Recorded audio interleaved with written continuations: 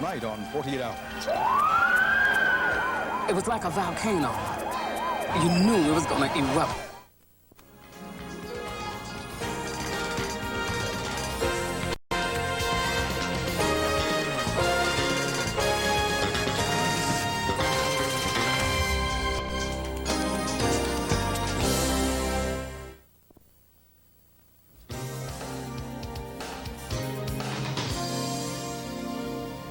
Just alcohol that we're cleaning the skin with. Everybody's got some kind of stress in their life. I want you just to start relaxing now, Dennis. What stress is, it's your mind telling your body you can't take it anymore. This man's mind was telling his body that even before he was thrown in the middle of the Los Angeles riots.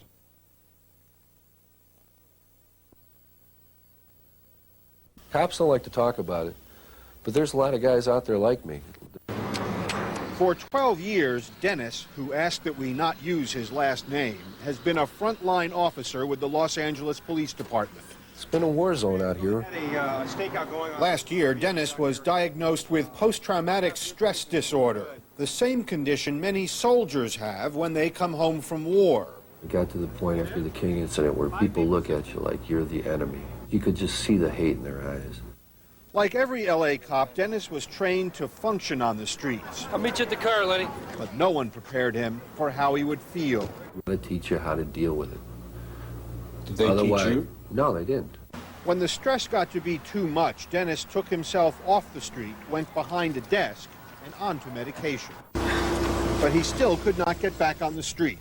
I even went to the department psychologist. She says, well, you can come in and talk to us. Great, you know, I haven't got 10 years to come in here once a week to straighten things out. In desperation, he tried something unorthodox. You're going to hear musical tones of Biofeedback. Blue bar reflects tension around your eyes. 11 months ago, Dr. David Velkoff began treating Dennis. That instrument reads what the brain is doing, how it's thinking. With complex monitoring equipment, Dennis learns to use his mind to control his body's reaction to stress. You can feel what's going on in your body, and once you feel it happening, you can kind of control it. All I know is it works. Finally, Dennis made it back to the front line, just in time for the riots. We're driving through billowing smoke, stuff's on fire on both sides. People are running around crazy. They were shooting the at us. For 2 weeks, he was in the thick of the battle. So during all this, your stomach's fine, you're clear-headed, Clear-headed. you feel fine. I felt, yeah, you know. Somebody's got to be out there to stop the bullies and the bad guys from taking advantage of people that can't protect themselves. What's up, fellas? Step over here, man. Dennis is back out on the streets of L.A., battling his stress with determination and more biofeedback. CNN Health Week. Welcome. It's a long way back from the front lines of urban violence to the recesses of a mind at peace. The Los Angeles riots proved to be a test under fire for one police officer who has learned how to relax. Through years of working the toughest parts of town, Dennis Fanning had become nearly incapacitated by stress. Several times he appeared to be having heart attacks, but tests always showed his heart to be normal. I was kind of lost. I didn't know what to do because, you know, I'm a big tough guy, and cops as general don't like to admit their weaknesses and their frailties. But then again, I didn't feel like dying at 35. Fanning finds help in biofeedback training offered by the Drake Institute. Dr. David Velkoff studies chronic stress. He says many people become so used to living under stress, they don't realize the harm it's causing. And the body malfunctions, your perceptions become distorted by the stress, your behavior can become quite irrational because of stress, and you may not even know that you're stressed out. When the brain relaxes in a relaxed rhythm, the patient is getting feedback on the light and tone, so you want to sustain the feeling that keeps the light and tone on. When you sustain it for 30 to 40 minutes, it begins to become a dominant feeling, and the brain shifts back to balance and equilibrium. Fanning has become a true believer. He credits his relaxation training with keeping him cool, even while he was pinned down in a sniper attack during one of the hottest nights in Los Angeles police history. Channel 2 News, live at 5. Gates has been in the department for 33 years, and he's been chief for 4. The job is hard, it's demanding, and it's always controversial. We'll be able to monitor 2 different lobes of your brain today simultaneously to see what kind of alpha electrical activity you're producing. This past week, Chief Gates began a program to find out how much stress he's under and to learn ways of coping with it. And he says if it works for him, he may use it with other police officers. You can see how he's already relaxed. He's come down from 12 to 7.6. He's on his own. It's very good self-regulation. Abuse of power, but problems that stem from just doing their jobs and doing them well. Police work, as you must imagine, is a highly stressful occupation. Here in Los Angeles, the department finds itself losing more and more officers to stress-related disabilities. Channel 2's Bonnie Strauss has more now on this problem.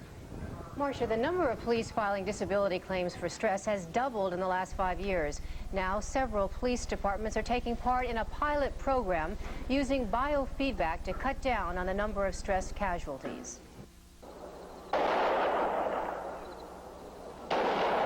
Most people know that police work is physically dangerous, but another enemy facing police is psychological. It's stress. While police have turned to counseling, there's a new program being tested using biofeedback. What I want you to do today is to turn your attention inward, and as you quiet your mind and your thoughts, see what state of mind you experience that keeps the tone on the whole time. Detective Ray Cooper is taking part in a pilot police stress program at the Drake Institute in Santa Monica. Cooper is trying to learn how to slow down and how to get to an alpha state, a state of relaxation. The machine is connected to the computer here, and we're getting an instantaneous readout of how much alpha he's producing instantaneously. So he's able to capture the response inside and learn how to maintain it in a quiet environment while we monitor him out here. Cooper says he was getting sick as a result of stress. Part of it was caused by my reactions to things that have on a job. I would have incidents that would occur on a job and incidents that occurred earlier in my career and how I reacted to them. And then when I would feel the physical problems coming on, I would become much more stressed because I was worried about those. And now? And now I have kind of a handle on the whole thing. In another room just across the hall, Police Chief Daryl Gates was going through a different exercise. He's thinking of using this program for the LAPD.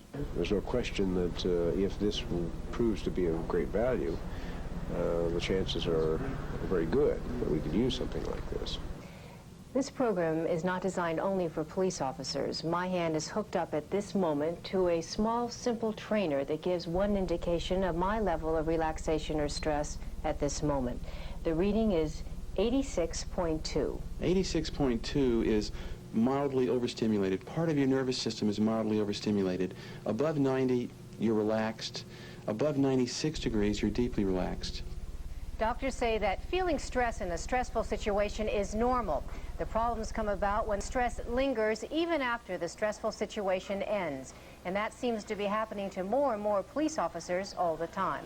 86.2, I would imagine most of us in this business really run around with a very high level also. Well, I was even afraid to put my hand in the little machine. I was afraid it was going to sink to 70, which is terrible. I think it means hospitalization immediately or something like that. What was that officer thinking as he was hooked up? Well, you can even tell almost from his words and his interview. He was in such a relaxed state. We came in right when he finished the process. It took about an hour. And he was just sitting there almost limp. But what he was feeling is he was going to live a lot longer, and he was trying to get things into focus. It might help people with stress in all sorts of businesses, including ours. Hear, hear. Thank you very much, Bonnie. This is News for LA at 6 p.m. Last year, the city of Los Angeles put 73 police officers on stress-related disability. The city found that those officers had been under so much pressure, they simply could not safely do police work anymore. Now the city is searching for a way to help police deal with stress, and that's the topic of tonight's Team 4 report with John and Kirsty. The city's main concern right now is finding a way to help the officers still on the job to deal with on-the-job stress before it leads to a $1 million lifetime pension. And Kirsty reports on one way that is showing some promise. Kirsty? John, they've just completed a year-long study of 9 officers who used biofeedback and behavior medicine to get stress under control. They say that 7 of the 9 improved dramatically. Well, I went out on patrol with one of my patients, and he would confront people, you know, making violations, and they would spit on you, curse at you. He catches them with their hand in the cookie jar, and they lie to you. Well, you have interactions like that all day long. It starts affecting your view of the world, of society. Dr. David Velkoff worked with all 9 policemen in the year-long biofeedback study, including Deputy Chief David Dotson, who suffered from chronic high blood pressure for almost 20 years. Since I have learned to relax using biofeedback as a tool to assist in that, my blood pressure has come down, and I no longer am on medication. Today, the police department unveiled a study completed by the Santa Monica-based Drake Institute on Behavioral Medicine, which indicates many officers can be successfully treated for their stress problems on the job. Dr. David Velkoff said 7 of 9 officers treated showed marked improvement. Mayor Bradley, once an LA police officer himself, said he's concerned about the rising number of officers suffering from stress problems. Frankly, I've been looking for some way in which we could effectively develop some study to determine what could be done to improve the situation. How could we reduce the amount of disability cases resulting from stress? And we, of course, know that members of the police department are under tremendous stress situations on a daily basis.